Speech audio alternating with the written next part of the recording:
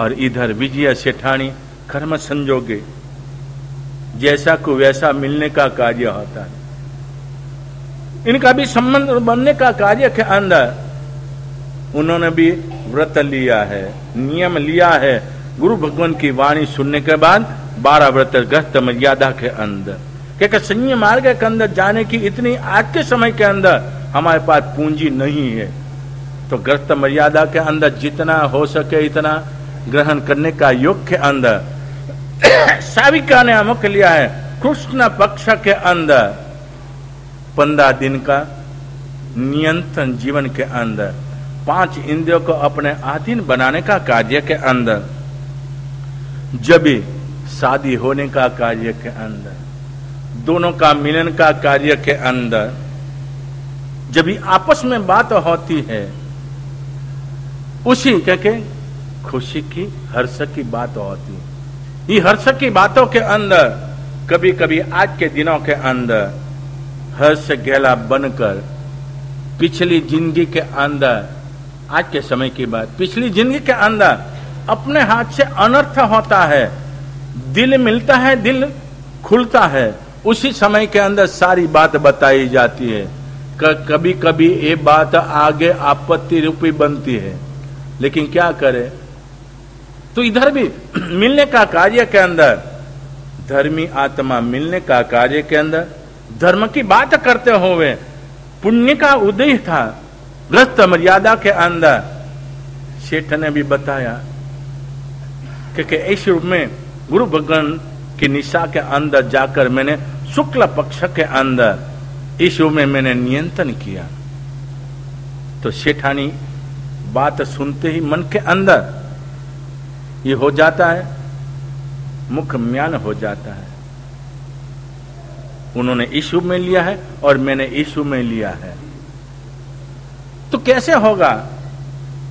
कोई बात नहीं, प्रतिज्ञा है, प्राणांत भी इस कामों का पालन करने का। आगे जाते बात बताई जाती है, सेठानी भी बात बताई, और उसी समय के अंदर सेठ ने कहा कोई आंदो नहीं, तूने जो लिया तेरे आत्म कल्याण के लिए और मैंने जो लिया मेरे आत्म कल्याण के लिए।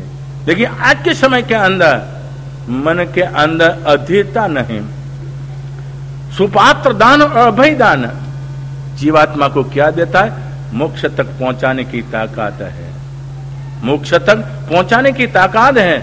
अपने जीवन के अंदर सदा के लिए जीवों का अभय दान का कार्य अपने स्वभाव से स्वीकारा, मन के अंदर लेस मात्र भी नहीं सोचने का, ग्लानि नहीं होने का। सेठानी ने बाद में बहुत कुछ बताया कि पुरुष के लिए मर्यादा होती है, कुटुंब परिवार आदि का चलना का कल्याण के रूप में दूसरी भी औरत कर सकते हैं, लेकिन सेठ ने कहा कि नहीं, परमात्मा का शासन पाया जीवात्मा। यदि मेरे जीवन के अंदर ऐसा जो भाव आ जाए, ऐसी जो मेरी मनोवृत्ति जो बन जाए, तो परमात्मा की वाणी सुनी न सुनी व्यर्थ बन जाएगा। तो इसी कार्य के अंदर जिस समय के अंदर केवल भगवान से प्रार्थना की जाती है कि मुझे 84,000 साधु को जिमाना है, केवल भगवान अपने ज्ञान के द्वारा कहा जाता है, न भूतो न भविष्यति। शुद्ध आहार नहीं हो सकता है। आपके पास पैसा है, आपके पास दिल है, भक्ति है, सब कुछ कर सकोगे, लेकिन 84,000 साधु को निर्दोष आहार नहीं दिया जा सकता है। तो क्या किया जाए? मैंने प्रतिज्ञा ली है, मैंने मन के अंदर धार लिया है, तो कि कच्छ के अंदर विजय सेठ और विजय सेठानी को यदि आमंत्रित कर कर और उनको यदि तेरी भावना और शक्ति के अनुरूप जिमाया जो जाए, तो वास्तविक के अंदर यही लाभ तेरे को मिलेगा। तो इसके अंदर दान का ही प्रभाव बताया जाता है। दानशील, शील के अंदर भी यदि इस भावना से ये संयम का, चतुर्थ वर्ग का यदि रक्षण जो किया जाए, तो वास्तविक के अंदर इस जीवन के अंदर भी उसका समाज के अंदर नाम बनता है। और जो जीवन के अंदर, जिसके जीवन के अंदर अपनी इंद्रियों ऊपर नियंत्रण नहीं है और आंखों के अंदर विकार भाव है, इस जीवात्मा की इस दुनिया के अंदर कीमत नहीं है और भवंतर के अंदर भी कीमत नहीं बनने का कार्य के अंदर, तो दानशील और तप का कार्य के अंदर, तप का कार्य के अंदर बताया जाता है कि तप क्या है? इच्छा निरोधे तप, इच्छा निरोधे तप। लेकिन इसके अंदर भी अभय दान है। हाँ, शुभशील गणी महाराजा बताते इसके अंदर भी अभय दान है।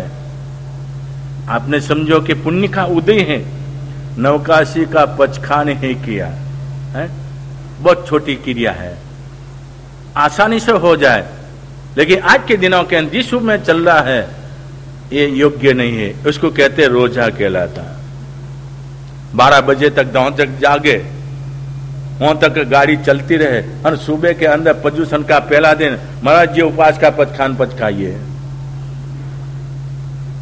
हमको तो पता नहीं, हमने पचखान दे दिया। लेकिन वास्तविक के अंदर नवकाश का पचखान का कार्य के अंदर, अभयदान का कार्य के अंदर, रात्रि दरमियान के अंदर, रात्रि दरमियान के अंदर सूर्य अस्त विधान है। पहले भी बता चुका हूं, सूर्य अस्त पहले 48 मिनट पहले त्याग किया जाए 4 प्रकार का आहार, और सूर्य उदय के बाद 48 मिनट के बाद आहार ग्रहण करना, उसको कहते हैं नवकाशी पचखान। और इतने समय के अंदर हमारा जीवात्मा क्या किया है? जीवों को अभयदान दिया। सूर्य अस्त के बाद नहीं ग्रहण करने का परमात्मा ने बताया। रात्रि भोजन नरक के अंदर जाने का द्वार जो बताया, और मार्कंड ऋषि पहले में बताया गया, मार्कंड ऋषि ही बताया, अस्तम दिवा गते आपो रिद्धर उच्चते अन्नम मोक्षं क्षमाप्रुक्ता मार्कंडे महर्षि। सूर्य अस्त के बाद यदि जलपान जो किया जाए, किसी का खून पीवो, इतना दोष का कारण बताया जाता है। और आहार जो लिया जाए तो किसी का मौस का भक्षण करो, इतना दोष का कारण है। यदि अपने जीवन के अंदर इंद्रियों ऊपर, क्योंकि पशु जीवन के अंदर हमारा जीवात्मा गया होगा, एक ही वस्तु से अपना जीवन चलाया था, घास और पानी। वो कोई गुलाब जामुन के कुछ नहीं मिला होगा, फेंक दिया होगा, मिल गया ये बरोबर है, लेकिन इसके भाग्य के अंदर नहीं। तो मानव जीवन के अंदर सब कुछ मिला हुआ है, लेकिन जिनाज्ञा के मुताबिक अभक्ष अनंत काय आदि का त्याग कर कर अपने जीवन के अंदर त्याग भाव का कार्य कर। त्याग किस लिए करने का? अभक्ष है, अभक्ष का त्याग करने का, जीवों को अभय दान देने का, इसी जीवों को अभय दान देने का है। अनंत काय का त्याग करने का, अनंत जीवों का समूह है, इस ये अमुक कहते उसका अभय दान देने का है। अभय दान देना वही अमुक कहते त्याग भाव कहता है, उसको ही तपस्या कही जाती है। तपस्या करे लेकिन आगे तब के लिए बहुत अपने 10वीं काली सूत्र का आदि का माध्यम से सब कुछ देखा, लेकिन तप के अंदर भी इन भावना से यदि तप किया जाए, उपवास किया, तो आहार का कार्य के अंदर जितना अमुकते वनस्पति काय, पुथी काय, अपकाय, तेव काय, वाव काय, वनस्पति काय तक जितने जीवात्मा को हमने क्या दिया? अभयदान दिया।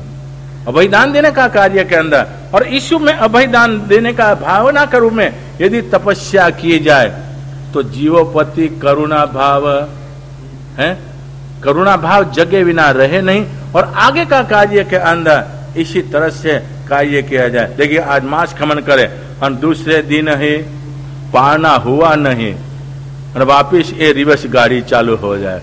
अभक्ष अनंत का रात्रि भोजन होटलों के अंदर जाकर जो ये तप का जो प्रभाव है, तप का जो स्वभाव है, निकाचित कर्मों को भी तोड़ने की ताकत तप के अंदर है।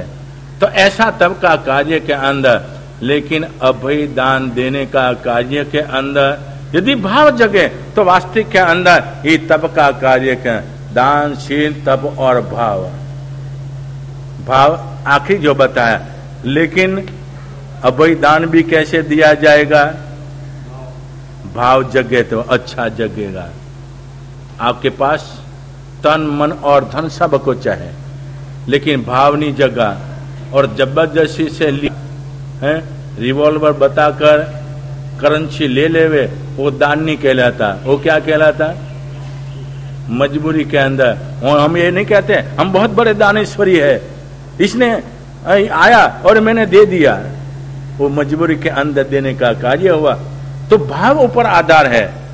और ऐसे भी नवकार मंत्र की आराधना के अंदर इधर बताया जाता है कि सब सर्वोपरि क्या है पूरे विश्व के अंदर, तो भाव की प्रधानता। यदि भाव होवे, संयम मार्ग के अंदर आया जीवात्मा, लेकिन भावों से पतित हो जाए तो भाव यानी दर्शन, दर्शन से पतित हो जाए, भ्रष्ट हो जाए, तो इधर रहने का कार्य के अंदर भी आत्म कल्याण है। गृहस्थ मर्यादा के अंदर कोई भी अमुखते आराधना करे, कोई भी साधना करे, कोई भी अनुष्ठान करे, वैष्णव धर्म के अंदर भी ये दिनों के अंदर सावन महीना के अंदर अपनी अपनी मर्यादा के अनुसार वहां भी तब का कार्य चलता है, तब का अनुसरण 1 महीना तक ये तब के अंदर जाएंगे।